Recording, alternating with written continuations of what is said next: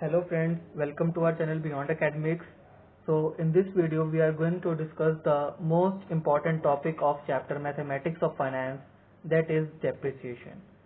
From this topic every year 5 marks question has come in your past year examinations, especially from the third method, reducing balance method,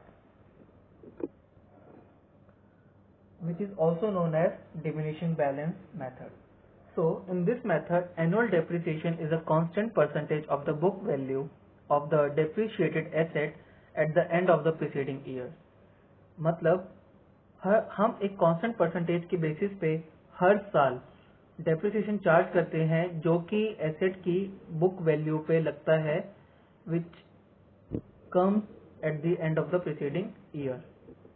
इसका formula होता है VN, यानी कि book value at the end of nth year is equal to C bracket में 1 minus D raise to the power n, where C is the original cost of the asset, D is rate of depreciation and n is number of years of life of the asset.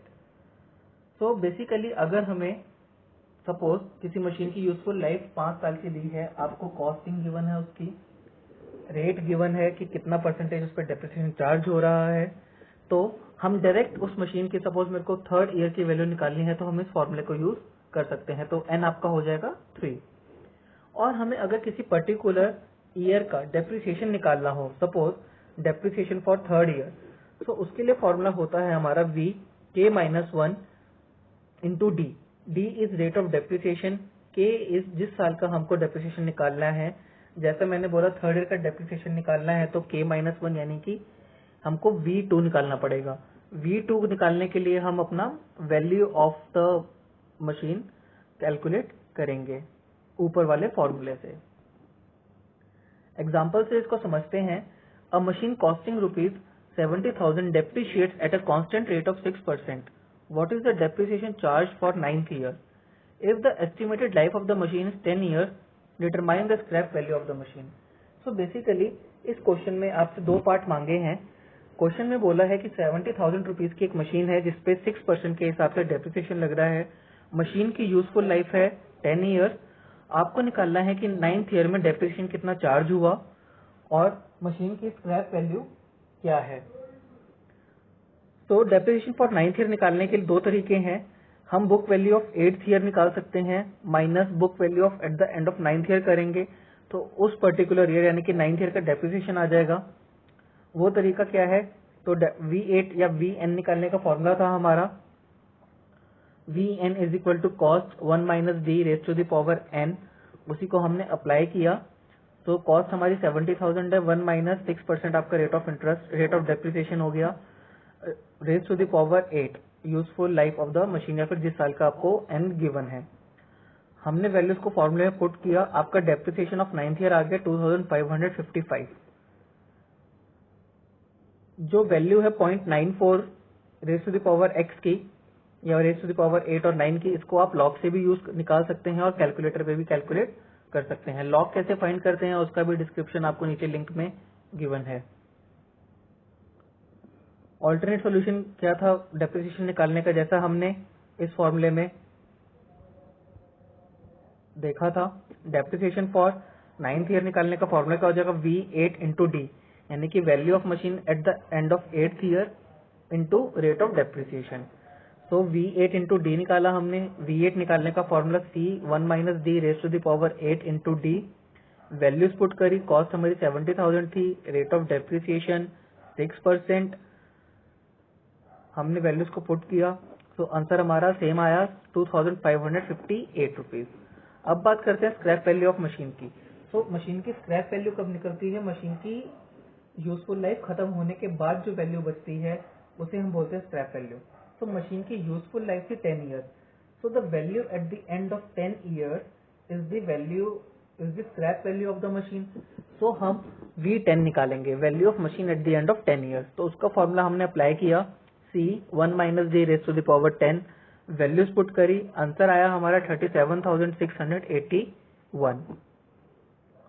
Since useful life of machine is 10 years, so the scrap value of machine after 10 years is the value of machine at the end of 10 years. जैसा कि मैंने अभी आपको बताया। Next example देखते हैं। A machine was purchase for ₹5 lakh. It is subject to depreciation at 8% for the first 3 years and thereafter at the rate of 10%. Find the value of machine after 8 years. इस question को practice करने के लिए आप video pause कर सकते हैं। Answer मैंने गिवन है और उसका पूरा डिटेल सॉल्यूशन आगे हम डिस्कस करेंगे। Okay, so a machine was purchase for ₹5 lakh. 5 lakh रुपए की मशीन है। पहले 3 साल में उस पर 8% के हिसाब से डेप्रिसिएशन चार्ज हुआ, उसके बाद 10% चार्ज हुआ for the rest of the life. Machine की वैल्यू क्या होगी after 8 years? Okay, so the value of machine at the end of 3rd year is, क्योंकि हमने पहले 3 साल अलग रेट ऑफ डेप्रिसिएशन था, हमारा रेट ऑफ डेप्रिसिएशन कितना था 3 साल तक? 8%। तो हमने वैल्यू ऑफ मशीन निकाली at the end of 3rd year, तो V3 निकाला। कॉस्ट इंटू में 1 minus d raised to the power 3। Cost हमारी 5 लाख, 1 माइनस डी आपका rate of depreciation 0.08 raised to the power 3।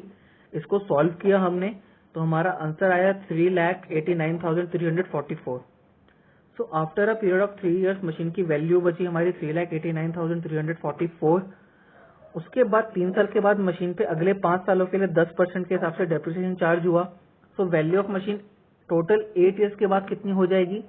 Value of machine at the end of 3 years into में value of machine जो 10% के हिसाब से हम रेट चार्ज करेंगे, तो 1 minus 0.10 raised to the power 5 अगले 5 सालों के लिए जो डेप्रिसिएशन उस पर चार्ज होगा।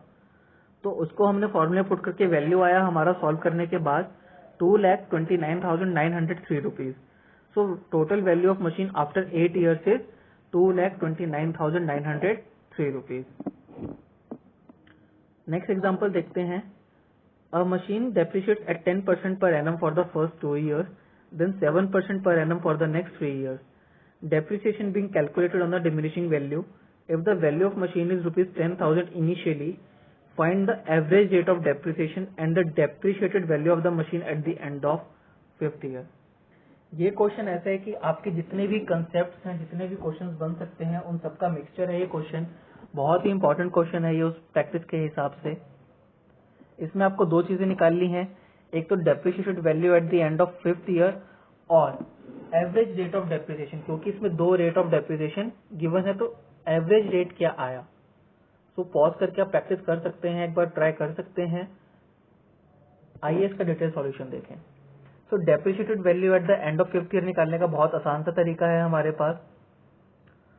पास पहले 2 साल में डेप्रिसिएशन चार्ज हो 10%, तो हमने कॉस्ट 1 माइनस 0.10 का स्क्वायर, फिर अगले 3 साल में डेप्रिसिएशन रेट था 7%, तो 1 माइनस 0.07 की power 3।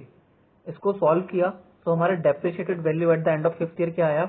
6515.2917 rupees. Okay, depreciated value at the end of 5th year के लिए हमने फॉर्मूला यूज किया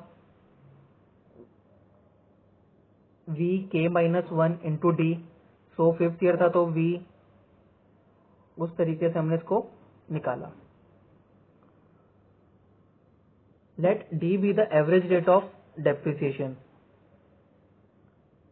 अब हम average rate of depreciation calculate कर रहे हैं। सो 5 साल में हमारा डेप्रिसिएशन लगा, 5 साल यूजफुल लाइफ थी, तो value of machine at the end of 5th year ऊपर वाली वैल्यू होनी चाहिए।